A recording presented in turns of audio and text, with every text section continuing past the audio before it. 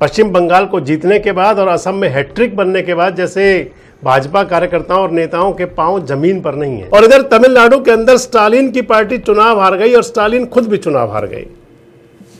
ये इसे कह सकते हैं खुशी का ट्रिपल डोज। कल प्रधानमंत्री नरेंद्र मोदी जब संबोधन दे रहे थे भाजपा के राष्ट्रीय मुख्यालय में, तो उनके निशाने पर केवल कांग्रेस पार्टी ही थी। दोस्तों नमस्कार, मैं संजय मग्गू और मौजूद हैं देश रोजाना के डिजिटल मीडिया मंच पर। आपसे बात करने चला हूं कल यानी कि 4 मई को आए 5 राज्यों के विधानसभा चुनाव परिणाम के बाद। बड़ी चर्चाएं हैं कि किसने क्या खोया क्या पाया। भारतीय जनता पार्टी पूरे देश के लिए दमादम है। पश्चिम बंगाल को जीतने के बाद और असम में हैट्रिक बनने के बाद जैसे भाजपा कार्यकर्ताओं और नेताओं के पांव जमीन पर नहीं है, फूले नहीं समा रहे। खुशी मिली इतनी जीवन में ना समाए। आप सुनते होंगे, गाना था ये। इतने ही खुश हैं भारतीय जनता पार्टी के तमाम नेता और कार्यकर्ता, क्योंकि खुशी का वजह बहुत बड़ी है। इधर तो पश्चिम बंगाल मिल गया, असम के अंदर हैट्रिक बन गई, और इधर तमिलनाडु के अंदर स्टालिन की पार्टी चुनाव हार गई और स्टालिन खुद भी चुनाव हार गए। ये इसे कह सकते हैं खुशी का ट्रिपल डोज। चौथी खुशी उनको मिली कि पूरे देश से कम्युनिस्ट पार्टी जो है उनका सफाया हो गया। अब कोई राज्य कम्युनिस्ट पार्टी के पास नहीं है, पहले केरल था। और 5वीं खुशी एनडीए की फिर से हैट्रिक पुडुचेरी के अंदर। पूरी बात करूंगा आपसे विस्तार में, और इस सियासी फलसफे का राजनीतिक क्षितिज पर कितना असर जाएगा। आपको ध्यान होगा वर्ष 2004 और 5 का दौर, देश के अंदर उस समय लोकसभा के चुनाव हो रहे थे। प्रधानमंत्री अटल बिहारी वाजपेयी हुआ करते थे उस समय पर। अटल बिहारी 5 साल का अपना कार्यकाल कुशलतापूर्वक पूरा कर चुके थे। लाल कृष्ण आडवाणी जी उस समय उप प्रधानमंत्री हुआ करते थे। पलवल की अनाज मंडी के अंदर एक रैली थी और उसके अंदर लाल कृष्ण आडवाणी जी ने कहा था, क्योंकि उस समय हरियाणा के अंदर सरकार इंडियन नेशनल लोकदल यानी कि ओम प्रकाश चौटाला और बीजेपी गठबंधन की सरकार थी। वो गठबंधन ऐसा था कि जिसके अंदर गांठें ज़्यादा थी, बंधन कम था। कहीं ना कहीं बहुत ज़्यादा खटास थी। और वो चुनाव जो था लोकसभा का, वो दोनों पार्टियां अलग अलग लड़ रही थी। रामचंद्र बैदा उस चुनाव में कैंडिडेट थे बीजेपी के, और मोहम्मद इलियास जो वाया कांग्रेस बीजेपी में आजकल हैं, पुनाना के एमएलए, वो उस समय इंडियन नेशनल लोकदल के कैंडिडेट थे। उस समय लालकृष्ण आडवाणी ने कहा था कि क्षेत्रीय पार्टियों को वोट मत देना, अगर बीजेपी को वोट ना देना हो तो कांग्रेस को वोट कर देना। यानी कि 2 दलीय सियासत चले देश के अंदर, ये लालकृष्ण आडवाणी चाहते थे। उसके बाद भले ही खूब कहा, प्रधानमंत्री नरेंद्र मोदी खूब कहते रहे हों कि कांग्रेस मुक्त भारत, लेकिन आज की स्थिति ऐसी है कि पूरे देश के अंदर अगर आप कहें तो राजनीति अब पैरेलल हो चुकी है। एक तरफ मजबूरी है तमाम विपक्ष की, भले ही कितना ही कमजोर आंका जा रहा हो कांग्रेस को, लेकिन कल प्रधानमंत्री नरेंद्र मोदी जब संबोधन दे रहे थे भाजपा के राष्ट्रीय मुख्यालय में, तो उनके निशाने पर केवल कांग्रेस पार्टी ही थी। कांग्रेस को उन्होंने अराजक बताया, कांग्रेस को उन्होंने पूरी तरह से भटकी हुई पार्टी बताया, तमाम बातें कही कांग्रेस के लिए उन्होंने। हालांकि थोड़ा थोड़ा सभी को लिया, समाजवादी पार्टी के बारे में भी बोले, लेकिन क्योंकि भविष्य की सियासत कुछ ऐसा बता रही है कि आने वाला समय शायद जो होगा, इंडिया गठबंधन के अंदर 2 राजनीतिक पार्टियां ऐसी थी जो कांग्रेस को आंख दिखाने की स्थिति में पूरी तरह से थी और आंख दिखाती भी थी। एक दीदी की पार्टी ममता बनर्जी की, और वहां पर तो राहुल गांधी जी ने पश्चिम बंगाल में अलग से चुनाव लड़ करके एक प्रकार से अपना दांव चल दिया था।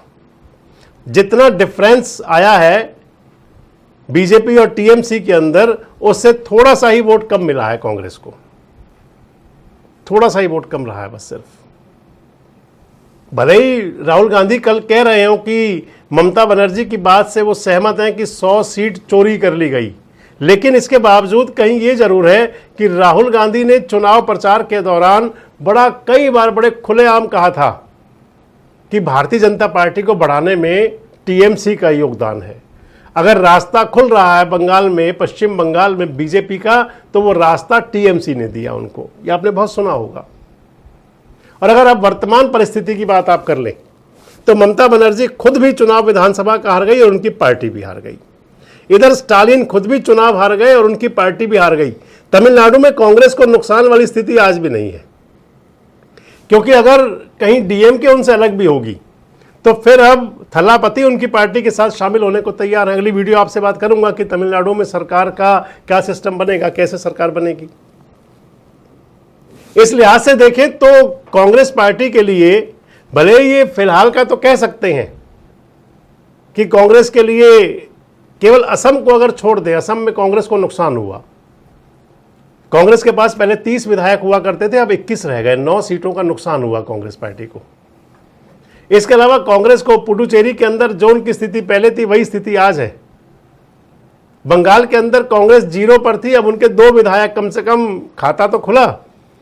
केरल 10 साल बाद कांग्रेस ने अपने कम्युनिस्ट पार्टियों से छीन लिया, केरल में सरकार बनेगी। तमिलनाडु के अंदर सरकार के अंदर भागीदार हो सकते हैं, ऐसी पूरी उम्मीद है।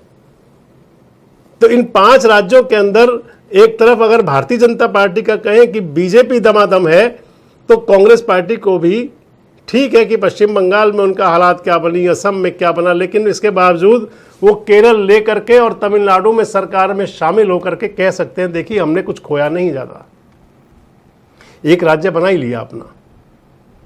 अब अगर अगली राजनीति की बात करें, परिस्थितियां क्या बन सकती हैं, क्योंकि पश्चिम बंगाल में चुनाव के बाद, हार के बाद आप मान लीजिए कि तृणमूल कांग्रेस जो है वो अब अपने आप को समेटने के और अपने आप को स्टैंड बाय रखने के मोड में रहेगी, यानी कि किसी तरह से पश्चिम बंगाल की राजनीति में और देश की राजनीति में स्थापित रह जाए।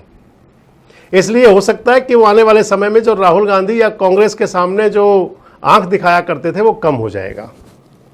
इधर अगर तमिलनाडु की बात कर लें तो दूसरा पार्टनर था, तो वो भी कहीं ना कहीं अब विजय थलापति के साथ अगर कांग्रेस का गठबंधन हो जाएगा, और आप मान लें तो इंडिया अलायंस के अंदर, क्योंकि थलापति ना डीएमके के साथ जा रहे हैं, ना एआईडीएमके के साथ जा रहे हैं, ना वो बीजेपी के साथ कोई समझौता करने वाले हैं। कांग्रेस को ऑफर कर चुके हैं वो सरकार में शामिल होने का। आने वाले समय में जब बात चलेगी इंडिया गठबंधन की, अगर कहीं इकट्ठा होगा फिर से, हालांकि अभी तो कुछ दिन तक वो बात चलेगी कि दिल के टुकड़े 1000 हुए, कोई यहाँ गिरा कोई वहाँ गिरा, वो स्थिति रहेगी, क्योंकि अगला चुनाव फिर सिर पर है। इंडिया गठबंधन का ही पार्ट है आम आदमी पार्टी भी और कांग्रेस भी। दिल्ली में आमने सामने थे और अब पंजाब में फिर आमने सामने होंगे। केजरीवाल को लेकर के राहुल गांधी और पूरी कांग्रेस लगातार मुखर भी रही है, पिछले आप 5-6 महीने से आप लगातार देख लीजिए। बाकी अन्य राज्यों की बात करें तो उत्तर प्रदेश के अंदर जैसे स्थिति पश्चिम बंगाल की बनी, तो अब अखिलेश बाबू भी बहुत ज़्यादा अग्रेसिव मोड में नहीं आ पाएंगे। वो भी कहीं ना कहीं थोड़ा सा डिफेंसिव मोड पर जाने की उन्हें जाना ही पड़ेगा। बिहार के अंदर लालू प्रसाद यादव की पार्टी आरजेडी, जो इंडिया गठबंधन का हिस्सा है, उनके पास कोई और रास्ता है नहीं, इंडिया गठबंधन से अलग कहीं जा नहीं सकते, एनडीए में उनकी कोई जगह है नहीं वैसे भी। तो इस लिहाज से आने वाले समय में, क्योंकि बड़ी मुश्किल से विपक्ष के नेता का पद मिल पाया तेजस्वी यादव को बिहार में, और वो भी अपना स्टैंड बनाए रखने के लिए, अपनी पावर ठीक रखने के लिए आगे राहुल गांधी के साथ, कांग्रेस के साथ कदमताल ठीक से कर लेंगे। इसलिए मैं कह रहा था कि आने वाला समय जो आडवाणी जी का सपना था, वो सपना अब और नज़दीक आता दिखाई पड़ेगा। और क्योंकि मोदी जी जो कल कह रहे थे राहुल गांधी और कांग्रेस के लिए, इससे भी आप स्पष्ट संकेत समझ लीजिए कि देश 2 दलीय ध्रुवीकरण की तरफ बढ़ रहा है। आने वाला समय, क्योंकि 5 राज्यों में फिर चुनाव आ जाएंगे 2027 आते आते। 2027 में गुजरात में चुनाव होगा, पंजाब में चुनाव होगा, उत्तर प्रदेश में चुनाव होगा, हिमाचल प्रदेश में चुनाव होगा, उत्तराखंड में चुनाव होगा। ये सभी राज्य लगभग नॉर्थन इंडिया के हैं, उत्तर भारत के। और एक बार फिर आमने सामने यहाँ सभी राजनीतिक दल होंगे। पंजाब के अंदर सीधे सीधे बात है कि आम आदमी पार्टी और कांग्रेस आमने सामने होंगी वहाँ पर भी। गुजरात के अंदर भी आम आदमी पार्टी भी दम ठोकेगी और भारतीय जनता पार्टी को कांग्रेस भी पूरी चुनौती देने के लिए तैयार रहेगी। उत्तराखंड के अंदर भी कहीं तैयारी करती है आम आदमी पार्टी। इस लिहाज से आप देखें तो इंडिया गठबंधन की एक परीक्षा भी रहेगी, और इसके बाद में ऐसा लगता है कि जैसे भारतीय जनता पार्टी के सामने कांग्रेस एक मजबूत विकल्प के रूप में बनकर आगे धीरे धीरे आना शुरू होगी। कितने सहमत हैं आप? कमेंट बॉक्स में जरूर बताएं। जुड़े रहें हमारे साथ, देखते रहें देश रोजाना। सब्सक्राइब करें देश रोजाना के YouTube चैनल को और नई वीडियो की नोटिफिकेशन पाने के लिए बेल आइकन जरूर दबाएं। अगर आप ये वीडियो फेसबुक या इंस्टाग्राम पर देख रहे हैं तो पेज को लाइक और फॉलो जरूर करें और ज्यादा से ज्यादा शेयर करें।